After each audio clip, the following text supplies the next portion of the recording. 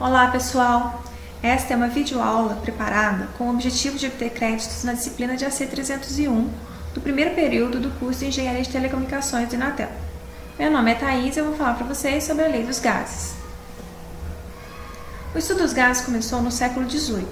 O termo gás vem do grego caos e significa espaço vazio. Algumas das principais características dos gases são: ocupam todo o volume do recipiente que o hospeda, independente da sua quantidade. Formam misturas homogêneas entre si.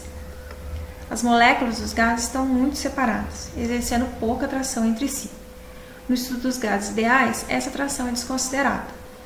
E também tem baixa densidade. Para o estudo dos gases, são consideradas 4 grandezas: pressão, temperatura medida em Kelvin, volume e massa, ou quantidade molar. No estudo dos gases ideais, a massa é sempre constante.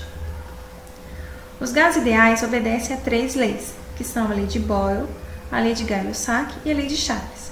Essas leis são formuladas segundo o comportamento de 3 grandezas que descrevem as propriedades dos gases: o volume, a pressão e a temperatura. A lei de Boyle foi formulada considerando a temperatura e quantidade de gás constante. Por isso também é conhecida como processo isotérmico.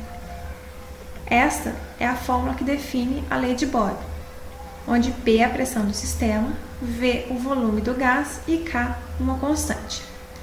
Essa lei diz que a pressão e o volume são inversamente proporcionais. Isso quer dizer que o produto entre a pressão e o volume do gás é sempre uma constante. Portanto, se aumentarmos a pressão sobre o gás, seu volume deve diminuir para que o resultante seja constante. Sendo assim, se considerarmos P1 a pressão inicial, V1 o volume inicial, P2 a pressão final e V2 o volume final, o produto entre pressão e volume iniciais é igual ao produto da pressão e volume finais. Essa animação é um exemplo da lei de Boyle.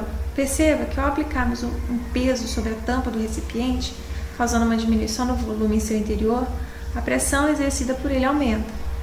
Temos também o gráfico do volume em relação à pressão. A segunda lei dos gases ideais é a lei de Charles, também conhecida por processo isocórico ou isovolumétrico. Isso quer dizer que essa lei é aplicada aos casos onde o volume do gás é constante. A equação da lei de Charles relaciona a pressão pela temperatura, que resulta numa constante. Ou seja, se aumentarmos a pressão exercida sobre o gás, teremos um aumento de temperatura. A mesma coisa ocorre com a temperatura. Se houver um aumento ou uma diminuição, a pressão também será afetada, de forma que a resultante da relação entre essas duas grandezas seja constante. Sendo P1 e T1 a pressão e temperatura iniciais, respectivamente, e P2 e T2 a pressão e temperatura finais, a relação entre pressão e temperatura nos dois casos deve ser igual. A terceira lei é a lei de Gay-Lussac, ou processo isobárico. Nesta lei, como o nome já diz, o volume é constante.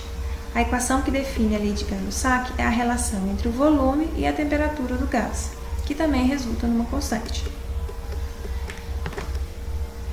Temos então V1 e T1 como volume e temperaturas iniciais, respectivamente, e V2 e T2 como volume e temperatura finais. A relação entre elas é igual, conforme ocorre com a lei de Boyle e Charles. Essa animação é uma representação da lei de Gay-Lussac. Podemos perceber que ao aumentarmos a temperatura do recipiente, seu volume aumenta, mas a pressão se mantém constante. Se para o mesmo gás a relação entre pressão e temperatura, que é a lei de Charles, e volume e temperatura, que é a lei de Gay-Lussac, é constante, podemos chegar na seguinte fórmula: o produto da pressão e do volume dividido pela temperatura resulta numa constante. Portanto, P1 vezes V1 sobre T1 é igual a P2 vezes T2 sobre T2. A constante universal dos gases perfeitos é uma constante física que relaciona a quantidade de um gás, medida em números de moléculas, com a pressão e a temperatura.